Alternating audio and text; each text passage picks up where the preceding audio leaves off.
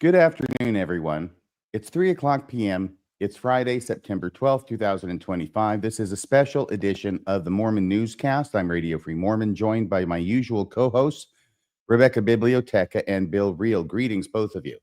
Greetings to you. Good afternoon. We are here to talk about the Charlie Kirk assassination and recent information that has come out indicating strongly that the assassin has not only been caught, which happened late last night or early this morning, but also that he is apparently from a Mormon family and likely a Mormon himself. That's why it's titled Charlie Kirk Assassination, Mormon Link, ? We'll be telling you everything that we know right here on this podcast. And by the way, I've got to say up front, this is largely due to Rebecca Biblioteca and her incredible sleuthing and a lot of information that she found out, which led us to decide that we needed to have a special episode today instead of waiting till Monday and the regular newscast. So thank you so much for that, Rebecca. Rebecca, now UVU, Utah Valley University, where the assassination occurred on Wednesday, September 10th. You have some connections to that place, is that right? I do. I have quite a number of direct connections to UVU. I have lived in Utah County for over 40 years, which is where UVU is. I have direct family members who graduated from there, who work there. I had an immediate family member that was on campus when it happened. I have friends and neighbors who are part of the faculty and staff there and even in upper leadership. So, when we understood that there was something happening there, a lot of us have connections there. It wasn't just the school, it was the entire community that was absolutely on edge as everything unfolded. It's been a roller coaster, if I can say that. Yeah, well, it definitely has. It's been just over 48 hours since the assassination occurred. So let's go ahead and let's start talking a little bit about this. We've got a number of slides. This is Charlie Kirk. He was 31 years old when he was assassinated on Wednesday. I had really not heard that much about this individual, but since his assassination, I've heard a lot about him. He was apparently very, very popular among certain people, a lot of people, very unpopular among a lot of people. He was a conservative influencer, podcaster, but he also had a deal about going to different college campuses. And apparently this was part of his regular kind of thing that he did, was encountering students and allowing them to ask him questions about his conservative positions and then have a back and forth about it, is my understanding. It has also come out that I did not know, which is apparently he was very much thought to be responsible, perhaps largely responsible, for President Trump's win this past year, in that he was able to get out a large segment of the youth vote for the Republicans. So this is a big deal. I just didn't realize how much it was at the time it happened, but I've been learning about it since. And there he is in a picture with President Trump shaking his hand. And here he is at UVU on Wednesday, September 10th, throwing out hats to the crowd. By the way, there were about 2,000 people estimated in this crowd, and they largely looked very, very positive toward him. And that makes sense, right? It's rather a conservative university in a conservative place with presumably a somewhat conservative student body. And they seem to be very, very much into this and cheering and laughing and having a great time. Of course, that lasted for about 20 minutes. And this is the moment, this is a still, I think it was 20 to 21 minutes into the event, which started at noon Utah time. So I think it was 12:21 p.m. Mountain time when this shot was taken. And this is immediately before he is shot dead. They took him to the hospital. He died there, but he was basically gone at the scene. Now this, did you want to show that picture? Because this was supplied by Rebecca. Did you want to talk about this, Rebecca? Yeah, just that as we were talking about, the entire community was just paying attention and focused and devastated that this was happening. And this is the hospital where he did pass away. And this was taken by a family member of mine as they drove past. And people, even that evening, were standing there, part of a vigil. And that is where he had passed away. Yeah, that's that night. So he had obviously passed away many hours before. Right. Or at least several hours. Law enforcement sharing of information on the suspect. This began yesterday on September 11th, Thursday, that the law enforcement and FBI began posting pictures and video of the individual from cameras that were on phones that were used by people who were in attendance, and also on other cameras such as ring phone cameras. There's just all sorts of cameras everywhere, and inside the building and outside the building. And so this is what they have. They had pictures of him, close-up pictures, good pictures, screen grabs. Here he is, probably arriving at the place. Now, in all the videos that you see, he looks like he's shambling along like the mummy or something, because he can't bend his right leg, presumably because he has the barrel of the rifle stuck down his jeans. So therefore, he can't bend his right leg. So he looks like he's limping everywhere he goes. There's another picture of him. It looks like this is going up an interior stairwell to the roof, from which he apparently, and I'm saying this allegedly, although it's all looking very clear now, but still allegedly shot and assassinated Charlie Kirk. Now, these are replaying through the same ones, right, Bill?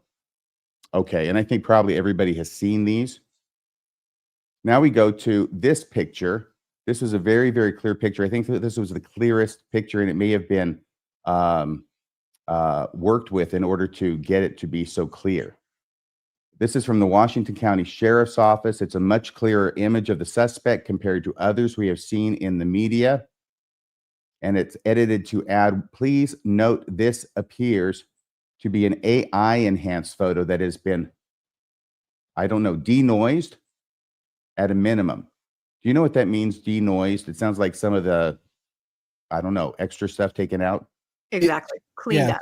Yeah, it's just that a photo would be fuzzy, and the ability to get it crystal clear would be very difficult without the help of technology. And so not going to be perfect, but going to clean up the image enough that you can start to make out some actual facial features of the person. Right. Okay. Thank you very much for that, Bill. We got word that he had been apprehended. I found out about this when I woke up this morning. Here is his mugshot.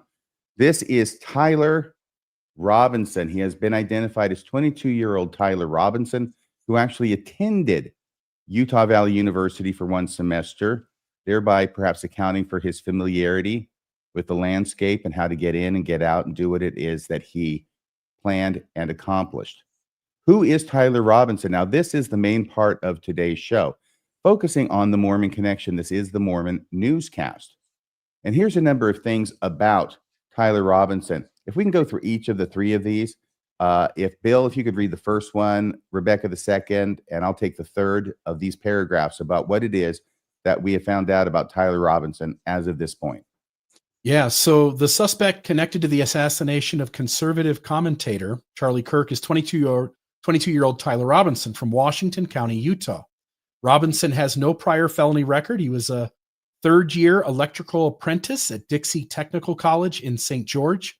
Investigators say Robinson came under suspicion after allegedly telling a family friend, and we'll get to that here in a little bit, a family friend he was involved in Charlie Kirk's killing. That friend alerted police. Detectives later obtained Discord messages, at least that's the word that's coming out, from Robinson's roommate, where he discussed retrieving a rifle from a drop point and later discarding it in the woods. Yeah, it'll be interesting to find out what, if any, involvement that roommate had. Mm-hmm. Going ahead, though, that we're not covering that today, though, Rebecca. No, and I'm just going to let Bill continue reading because, again, my screen, I have issues, and this is too important for me not to get it completely right. So go ahead, Bill. I'll take the middle one then. Okay. And you can take the third, Bill. The evidence linking him to the crime. Authorities believe Tyler Robinson acted alone. We'll see if that remains the same in the future. A bolt-action hunting rifle, suspected to be the murder weapon, was recovered nearby in a copse of trees. Spent and live casings at the scene carried inflammatory inscriptions like, quote, "Hey, fascist, catch, exclamation point," end quote, and, quote, "Bella Ciao," end quote, which is apparently a title or a song from the Italian resistance in World War II. It's basically an anti-fascist message as well. Surveillance footage also placed the gunman on a rooftop roughly 200 yards from the stage from where the fatal shot was fired. Robinson now faces charges of aggravated murder, felony discharge of a firearm causing serious injury, and obstruction of justice. He's being held without bail, while investigators point to politically charged writings and remarks. They say his exact motives remain unknown, and officials caution against premature conclusions as the investigation continues. And I think that's a good caution, and we need to take it under advisement. We need to take it at face value. Yeah, there's a whole lot of speculation that's going on out there. We're going to restrict this to non-speculation and just to the facts, as a newscast hopefully would. Now, this is a brief video that I think Bill found. It's out there on the internet. And at first, Bill had thought that this might have been Tyler Robinson opening his mission call, although it's looking more and more like he probably did not serve a mission, by which I mean he was 22 years old. We've got 1 semester at UVU accounted for. We've got 3 years. Can I just cut in and for. say it was Yeah. Utah State, USU, as I understand it, that he never did attend UVU? Oh, he never even attended there. He got a full ride scholarship. Right. I to know there's so USU and he many didn't use it. UVs. Yeah. In Utah, I believe it was Utah State where he spent 1 semester. So I don't believe he ever was on campus as a student. At Utah State University. Correct. But he was on campus at UVU, Utah Valley University. The other way around. No, he was never a student at Utah Valley University. His scholarship and his 1 semester was at Utah State Okay, University. well, this is one thing that we're going to have to figure out, because I've heard different things on, Really? the Okay. news. Yeah. So Yeah, let's just go ahead and see. But, they're just as susceptible to be confused by the similar sounding colleges, more so than you would be, or Rebecca, or you, Bill, who live there. Right. So if you can just play this, maybe he'll say the name of it. Congratulations, you have been selected to receive the Resident Presidential Scholarship from Utah State University. The value of this scholarship is approximately $32,000.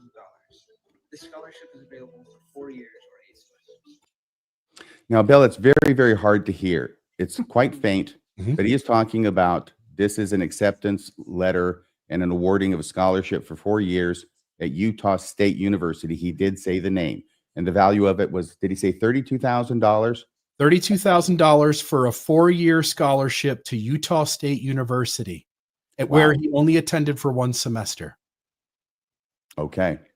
All right. So let's go ahead with the next slide. I'll put that up there. Now, this is, can you explain this to us, Rebecca? Yeah, I haven't seen this yet. I'm guessing that this is just from one of the family's social media posts. We found quite a few, and it looks like there they are at Christmas time, all dressed up together. He's the oldest of 3 brothers. And there's his mom and his dad. Their names are Matt and Amber Robinson. This has already been very much publicly released, as have their faces. Mhm. We are, of course, blurring out the faces of his younger brothers. But this picture was probably on social media, on their social media page, maybe on the mother's social media page. And I went ahead and looked it up because people are looking at that and it says assholes on it. And at some point, somebody thought it said holiest of assholes. It actually says jolliest of assholes. And I found the basic shirt. Apparently, this is a famous line from National Lampoon's Christmas Vacation that's being quoted. When Santa squeezes his fat white ass down that chimney tonight, he's going to find the jolliest bunch of assholes this side of the nut house. And I guess we can all see why that's such a famous expression. Anyway, it's found its way to the front of many different T-shirts, and that this appears to be what they had and were wearing for Christmas on whatever year this was taken. Did you want to say anything about that, Bill? As we move forward into the conversation and talk about the Mormon connection, it would be easy to have looked at that family photo and said, like, these aren't a group of good Mormons. I think once you understand the background, you can see it's just some family camaraderie. And while it does have a swear word, I think it makes it less impactful than if it was just a strange quote that the family had come up with. Thank you. Yeah, I think that ultimately the best thing that we can say and the most responsible thing we can say is that the family is obviously Mormon. And presumably the kids were brought up as Mormons tend to do, probably baptized at 8, receive the priesthood, etc. But what we cannot say is the state of Tyler Robinson, the assassin, the one on the furthest right, as of today and as of last Wednesday, because a lot can happen between the time you leave home at 18 or 19 and the time you become 22. So I don't know. That's the big question mark at this point, and I'm sure they're working in hard to fill in those gaps. This is another picture, and Rebecca, can you tell us about this picture and a lot of these pictures that we have, because we have them exclusively here. They're nowhere else at this point that I'm aware of, and it's only because of you. Can you tell us? There are some pictures that I found that I haven't seen other places, but this is one that I think has been pretty circulated, and it's a Halloween costume. You kind of have to look closely at it to understand what it is. It's one of those ones where it makes you look like you are sort of connected to exactly like that. And it looks like it appears to be a Donald Trump Halloween costume. Right. So obviously the person wearing the costume, those aren't their real legs. That's part of the costume going on Trump's shoulders, and his real legs are what appear to be Trump's legs below. Yes.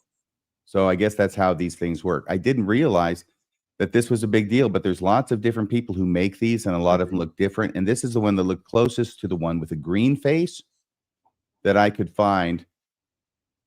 But even so, you can tell it's not exactly the same one, but it's the same idea. Right. So here you've got Tyler Robinson, Halloween costume, doing this Trump piggyback thing. I don't know what that means. Obviously, there's some meaning in there. There's President Trump involved. There's usually some kind of political meaning. I don't know if this is positive or negative.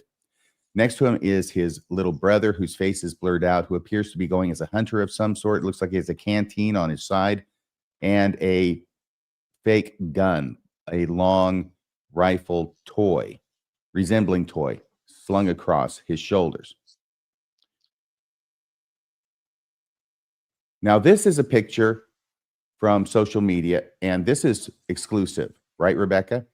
I think I've seen this also, but as of this morning, I was posting things that hadn't been posted other places, but I think I've seen this other places now too. I know it's happening really rapidly. It is. Basically, what happened is Rebecca, as soon as she found this out, got to work, went to find out who the parents were, found who the mother was, found her social media Facebook page, and grabbed a bunch of images from that Facebook page before the mother took the Facebook page down, which apparently she did. Is that right? Yeah, I believe, and that makes sense that a family would remove all social media pretty quickly. Now here he is again. He's having a big breakfast. Bill, you know this place, is that right? Yeah, this is the Black Bear Diner. There are 2 of these in southern Utah. It's a restaurant that's across state lines. It's a franchise, but it's sort of limited to a certain number. Does that mean it's across state lines? Does that mean it's in Nevada? Yeah, I mean, it's like in Idaho or in Nevada. There's Black Bear Diners for more than just Utah, but there are 2 of them here in southern Utah. And this appears to be the Black Bear Diner that is in Washington, Utah, which is the city where he lived. Mm-hmm. And this is where you're from too. This is not currently, but this is where I lived for 8 years. Right. And here is another slide that has a picture. One on the right that was provided by law enforcement. You can tell of the suspect going up the staircases. And on the left, there's Tyler Robinson posing for a picture. Do you know what that picture is, either of you? You mean the picture on his shirt? No. Or just in general, the picture? No, I don't know what that one is. Okay. Where's that from? Do you know that? Many ones on social media. No, that's not one that I found this morning. Okay. I expected social media. Tell us about this one, Rebecca. Yeah, there were just a lot of, like any of us who are on Facebook and post. As a mom, I post all the same kind of pictures, right? Christmas and birthdays and events and scouting and all that kind of stuff. And, this was just Christmas. Another family member, as I think, she went back in time. It was hard to tell who was who. But this looks like a Christmas present where somebody received a build-it-yourself rifle kit. And there were lots of gun photos. Some of them were I think pretty innocent. The family is visiting a relative at a military base of some sort, and there might have been a military museum. But I think there were enough images of things going on to say that this family has a sense of comfort around firearms for sure. And Yeah. a build it yourself kit certainly stands out. What's the Air Force Base north of Salt Lake? Oh, Hill Air Force? Yeah, that's where it was. Okay. Thank you. Can you tell us about this one, Rebecca? Yeah, like I said, all these posts are just, a family showing what their kids are doing. And apparently, he received some academic awards, scholarships. Here it says a 4.0. So, sharing posts about the successes of your children and your family members. Right. This is a post from his mother, Amber Robinson, that she posted on April 26, 2018, and says, just watch this kid, Tyler, get an award for maintaining a 4.0 this year. Proud mama moment for sure. The kid's smart. And just to note, this is, you asked about this earlier, PVMS is Pine View Middle School. I've got some of my children attended that school, went to Pine View Middle School, Pine View High School. This is my area that I lived in for several years. So I'm very familiar with it. And seems to, like you said, seems to be a very smart student. Yes. Now here's a collage. Tell us about this collage, could you, Rebecca? Yeah, and I think this is a collage that also has been pretty widely shared. Since we were talking this morning, a lot of these pictures have been shared, but costumes and just, student life. And then, of course, there's a picture in the middle of the collage on the stairwell where the security cameras were able to pick him up. But there are just so many pictures. And to your point about just who he is, talk about being very smart. I believe his ACT score they reported was 34. I mean, if you know anything about the ACT, that's in the upper echelon of, scores that you would get, which is the highest is 36. So, Really? He definitely had a lot of pictures succeeding academically and, just living life. Okay. Thanks for adding that. The suspect was a resident of southern Utah. Because Bill is from those parts, I'm going to let him take over the wheel. Great. So I'll put up here on the screen some images, and I'm going to move something over just so that I can move those easy enough. I lived in southern Utah since 2015, and for 8 of those, I've lived in southern Utah since 2015. For 8 of those years, I've called the city of Washington my home. That's why this news feels so close. Washington County is usually quiet, built on a sense of community and safety. I'll put another picture up here to show some of the area.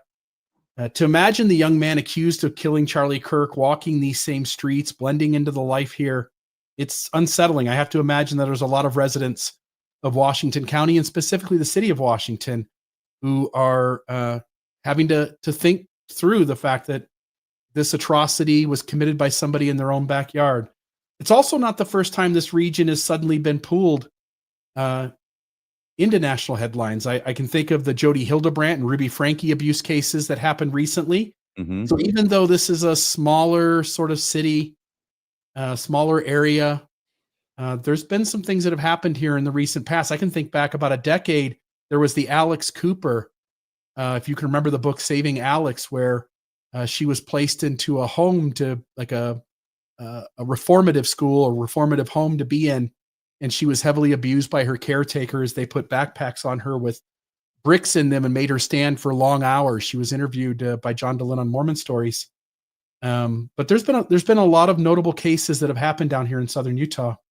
We don't see ourselves as a place that produces assassins or notorious abusers. We see it as a place to raise families, to retire, to escape the chaos of the larger world.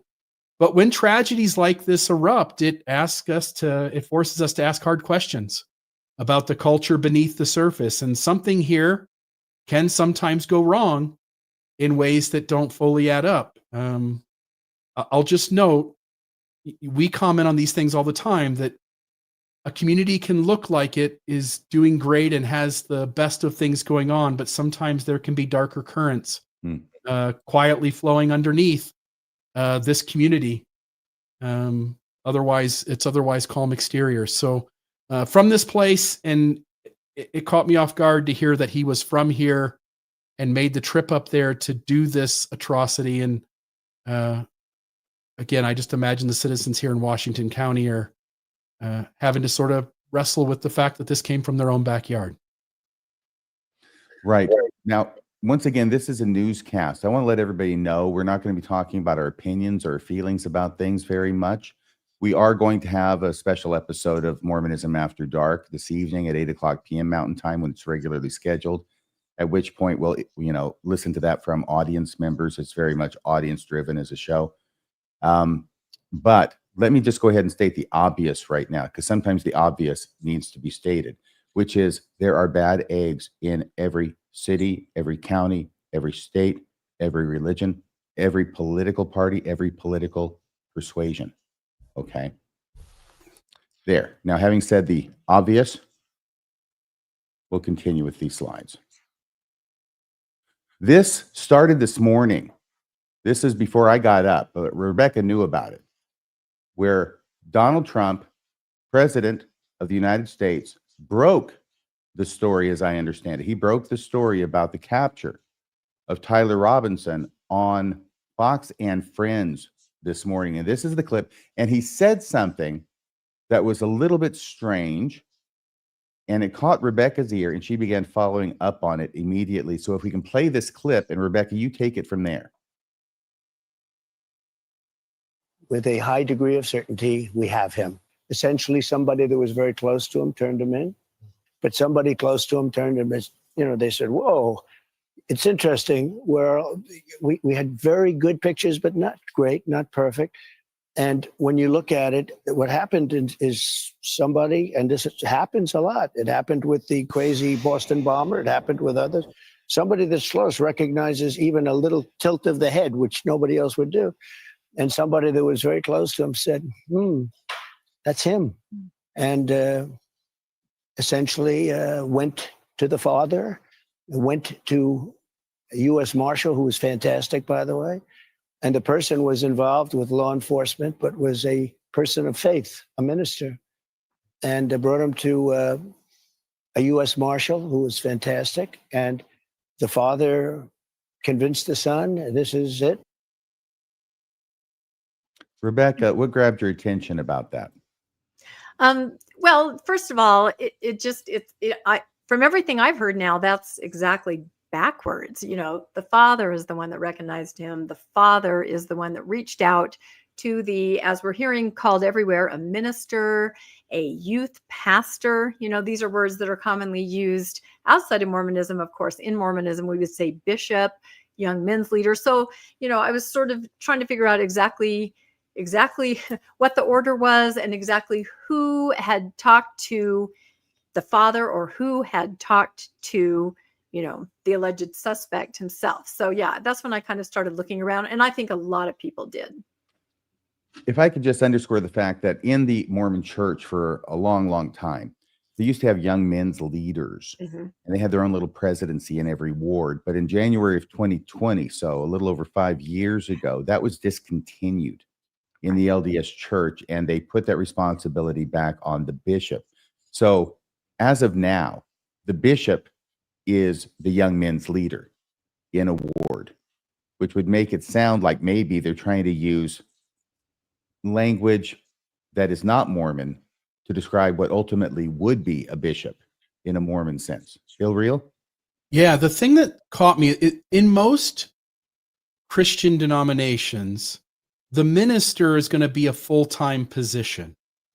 And when I heard the soundbite this morning that said that he was both a minister and in law enforcement, I thought, ooh, that sent up my Mormon radar, that I knew that because this happened in Utah and because that kind of language was used, we were almost certainly going to learn that there was a Mormon connection here. Because Mormonism is a lay ministry. Mormon leaders, bishops, stake presidents, continue to carry on their full-time employment position out in the secular world and serve in the ecclesiastical role of a Mormon clergyman for a short time period. It's volunteer, it's unpaid, and hence they continue to do their full-time job. Very good. Thank you for adding that in.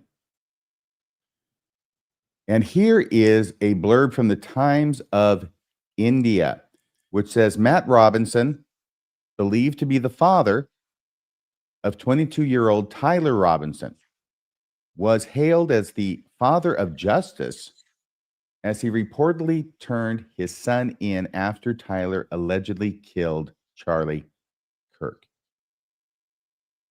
The New York Post reported that Tyler confessed to his father, but was not ready to surrender.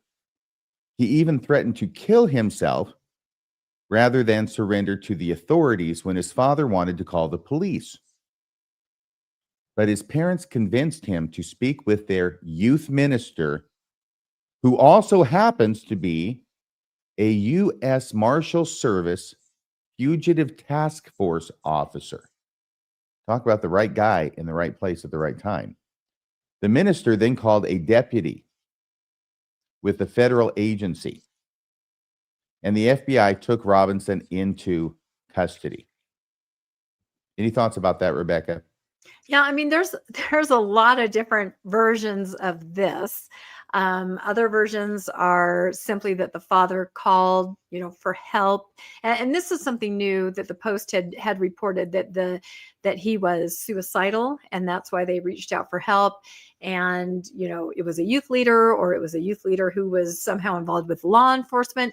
I kind of looked into the makeup of the ward that I believe the family is in that area, and there is someone in the leadership who is in law enforcement, in addition, to his own father. So I don't know if we can conclusively say exactly what happened, but this was a new take on it, that he had threatened to end his life, rather than go to jail or prison. And that's why the father had called for help. And then ultimately everybody was turned in. Yeah, I think that makes sense. Bill? I can understand it from the Times of India, but we'll see as we get further into this conversation that there are people who very well not only understand Mormonism in Utah's culture, but are Mormons themselves and seem hell-bent on not mentioning the Mormon connection. And this is that sort of first instance of that, outside of what Trump said, which I think was very innocent. You have the Indian Times, which I also think is very innocent. They're passing along what they're getting. Mm-hmm. This idea that he's talked to a youth minister. Mm-hmm. As we start to show that Mormonism is involved, it's language that none of us who have ever spent any time in the LDS Church would ever use language like this. It seems almost avoidant of the Mormon connection. Even though the LDS Church has increasingly used the term minister and ministering amongst members of the ward and stake, where they have never used it before the past several years. I don't think they've used it since before President Nelson became president. So it's a new thing, and it obscures more than it illuminates. This is being an example. So this is from The Times in London.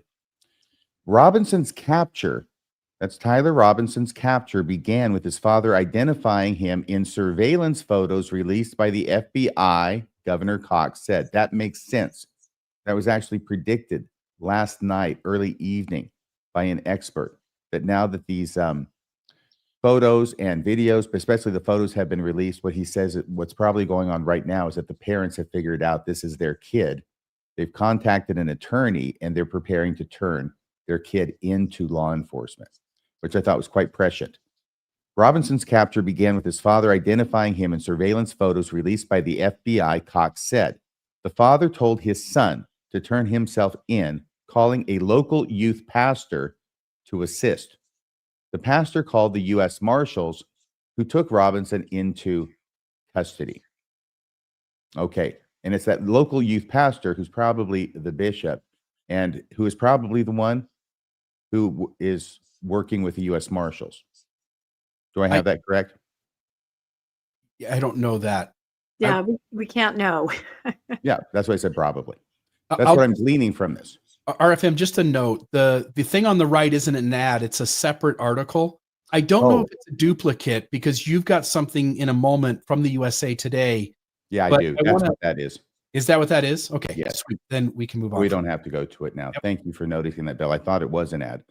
Now, this started off with an announcement by the governor of Utah, Governor Cox, who made this announcement after Trump announced it, but he was making the formal and official announcement.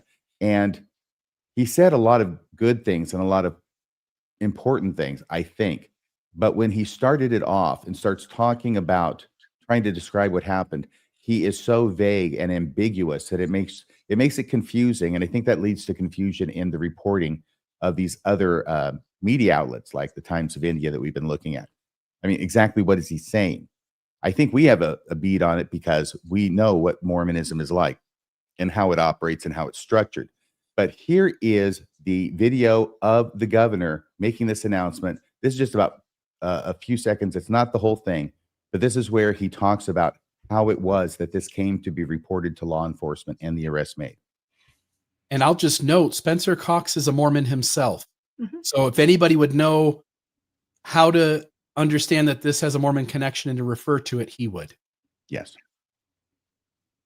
On the evening of September 11th, a family member of Tyler Robinson reached out to a family friend who contacted the Washington County Sheriff's Office with information that Robinson had confessed to them or implied that he had committed the incident. This information was relayed to the Utah County Sheriff's Office and scene investigators at Utah Valley University. This information was also conveyed to the FBI. A family friend is how he puts it. He seems hell-bent on not mentioning Mormonism, doesn't he? Yeah, and Well, it's he certainly interesting. doesn't mention it. I'll tell you that. He talks about a family friend, and I get it, but still, the whole thing is this. If you're not going to talk about the details about how this happened, then don't talk about the details about how this happened. But if you are, then tell us what happened. Don't Right, make it he- so vague that you're really not conveying any information. I'm sorry, Rebecca. Oh, no, he did use other words that were Mormon centric, like free agency and God's children. There were other words used, but then, and that really is what piqued my interest this morning, is hearing that and some of the other statements and trying to say, is this family LDS? I would really like to know.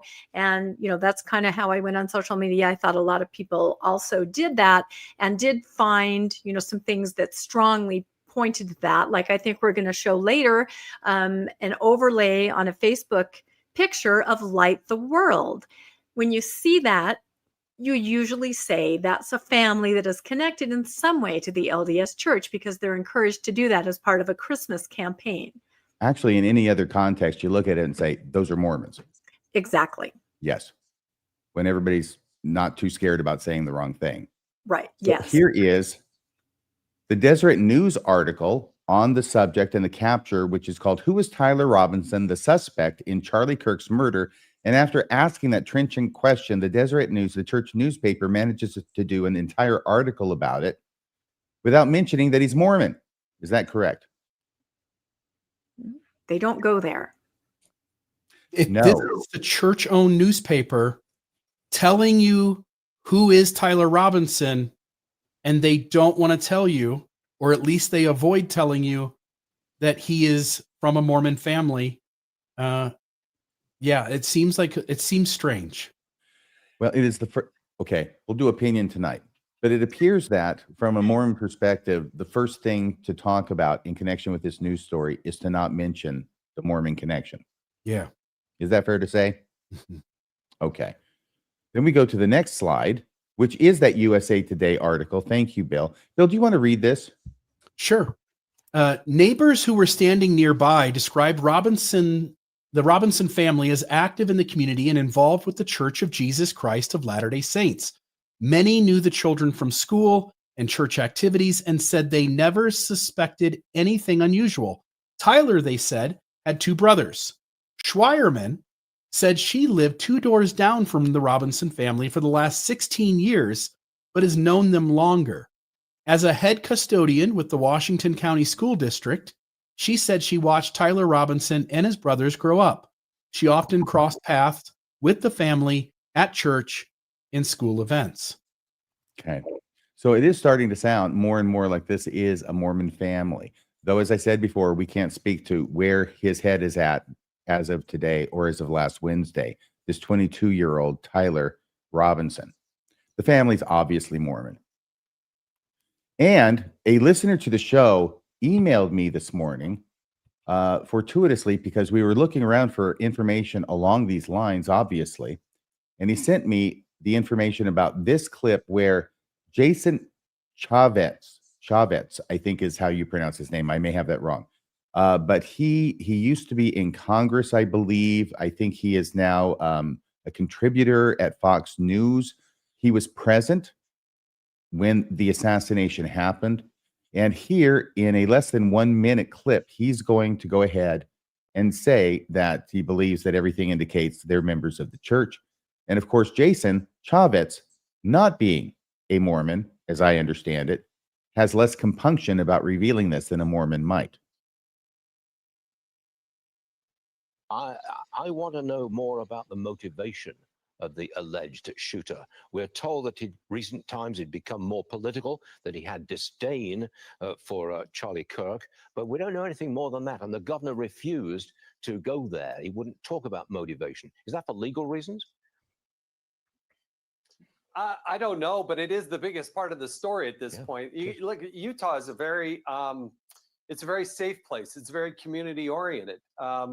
It seems as if, based on the clues of things that were said, that he grew up in a household that was members of the Church of Jesus Christ of Latter-day Saints. Most people, refer to that as the Mormons.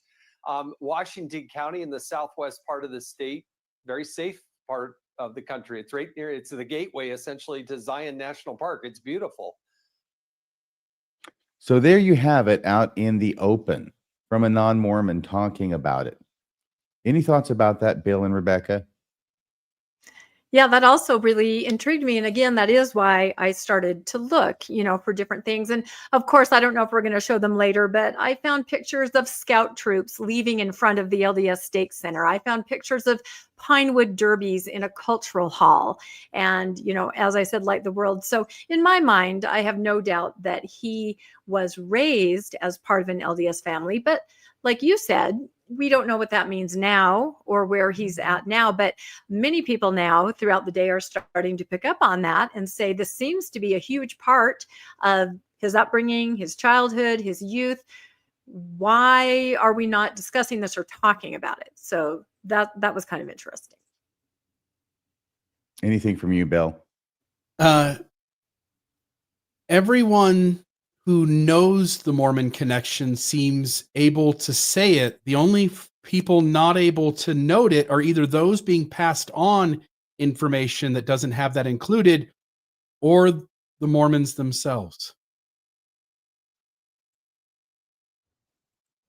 This is from another media outlet, Dateline Washington, Utah. Charlie Kirk's alleged assassin, Tyler Robinson, and there's a photo of him standing out in front of. Do you know what that building is he's standing in front of there, Bill?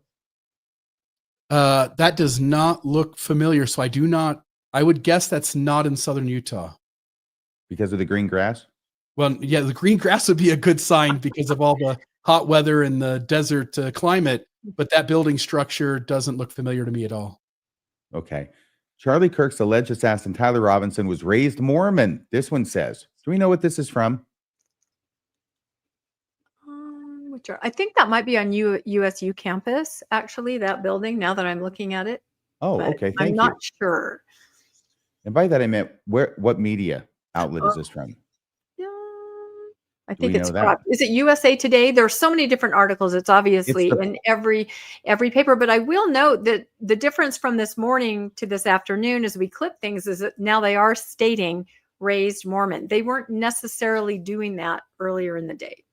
It talks about the Post. So maybe it's the Washington Post, the New York Post. Could be. At the bottom, it says follow the Post's live Okay. coverage.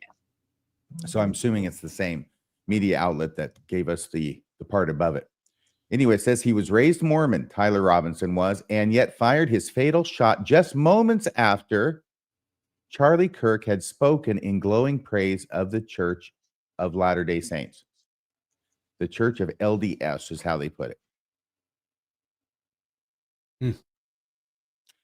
Now, Oh. this is something you found, Rebecca. This is the light the world picture you mentioned. You want to describe this for us? Yeah, this was the first thing I came across that to me, in my mind, confirmed that he at least, was raised in a family that is LDS. Because as I said before, this is, a something that you would put up at Christmas time to show that you're supporting the LDS Church's campaign, like the world, those red giving machines. So to me, it indicated that. And then I looked farther, and like I said, I found scout troops leaving from Pinewood derbies, things that we would all recognize if we grew up in the LDS Church as regular family activities. Right. And going back to that post where it says was raised Mormon, I think that's absolutely certain. Mhm. And that would indicate it strongly. So here's the New York Post, which I'm guessing the other part was from. It was the New York Post. It has a headline, Losing Faith, and then it has a montage of pictures. It says Tyler Robinson was raised Mormon and allegedly killed Charlie Kirk moments after he praised the church. So this slide is the title of that other blurb that we had before, right here. Okay, so that's probably how that should be in there. Now, Rebecca, tell us about these. These are comments from people.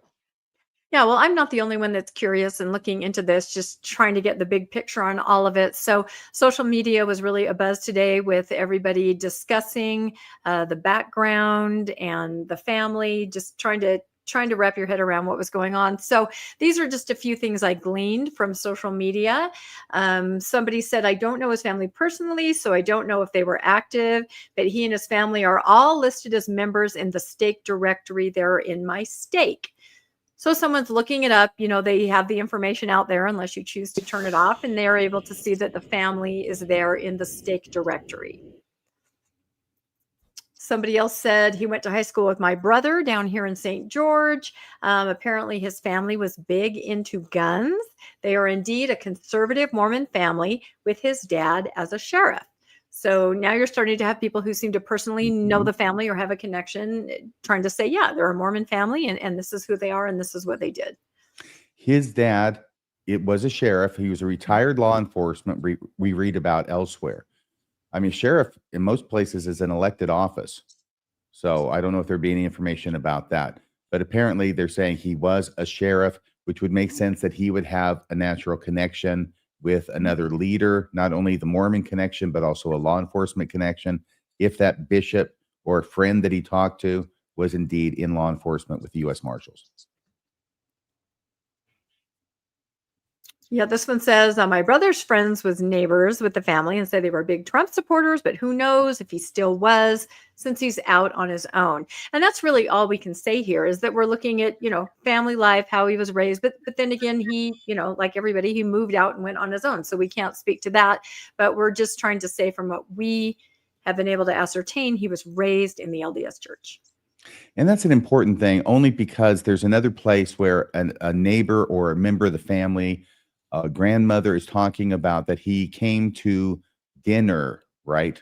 And was talking about his views and his hatred for Charlie Kirk.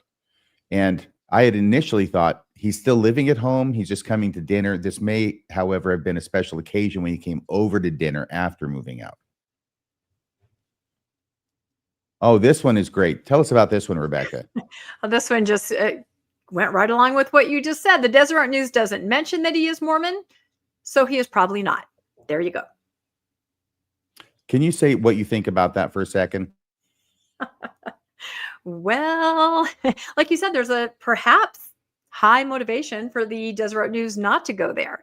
We can only speculate on what that would be, but I think that is our question. If this is indeed his background, you would think that any news outlet would make this pretty clear. And a lot of them are starting to do that. It's kind of telling the ones that are not. Right. All right. Time for closing comments, I think. Bill, do you have anything you want to say? Yeah, and I'll do this as tactfully as I can, because you're right. This isn't an opinion piece. This is a news story. Mm-hmm. But if Mormons go into their scriptures, there is a famous story at the very beginning of the Book of Mormon, their canon, where the prophet of the group ends up taking the life of somebody. And the quote that's there is that it's better that one person should perish than a whole nation dwindle in unbelief. And my closing comment would be to essentially acknowledge that somebody with a Mormon background, it doesn't take much more than a hop, skip, and a jump to at least recognize that they've been given examples in their past that sort of speak to the same thing. And in a world that is so divisive now, both on the left and on the right, and people need to be able to give their opinions and share their perspectives, and violence should never be the response to someone sharing their 2 cents, even if they disagree vehemently with you. Rebecca? Well, and I also have to bring up the recent Lori Vallow trial, in which the story of Nephi and Laban was shared publicly as part of the trial, because it came up in Lori's text messages as she tried to encourage the crime that happened. You know, you got to do a Nephi Laban, that kind of a thing. So to say that Mormonism and being raised with that doctrine may not or has nothing to do with this, I don't think you can say that till you look into it a little bit farther. I think it exists there, and we've seen it before. So time will tell on this. All right. Well, thank you both so much for joining me. Thank everyone out there for joining us for this special newscast. It looks like we have approaching 1,500 people watching. I know this is of great interest to everybody. I want to underscore once again at the end, as I said at the beginning, that this is not anything about Mormonism. This is not an aspersion on Mormonism. Every religion has bad eggs, okay? But the connection with Mormonism is important, I think, especially in light of how it seems to be that Mormonism and the Mormon Newscast and Mormon governors are framing things in such a way as to avoid talking about that connection, which leaves at least one reader of the Deseret News with the impression that this kid, Tyler Robinson, must not be a Mormon. Otherwise, the Mormon newspaper would have said so. So this is why we have done this episode. Thank you again so much for joining us. If you want to discuss this issue in a less factual and more thoughtful, opinionated, whatever it is, way this evening at Mormonism After Dark, Bill and I will be here. 8:00 p.m. Mountain Time is when we always start. It runs for an hour and a half, and I expect that this will take up the entire time talking about this particular issue. Anything else from you, Bill, before we go? Okay. Thanks, everybody, for joining us for the special edition of the Mormon Newscast. Please join us Monday evening at 6:00 p.m. I'm sure there will be many more things to report on this story by that time. Good evening. That's a wrap for this week's edition of the Mormon Newscast. We appreciate you tuning in and sharing this time with us. Keep the conversation going and stay informed on all things Mormonism. Until next week, wishing you peace and joy. See you next Monday at 6 p.m. on the Mormon Newscast.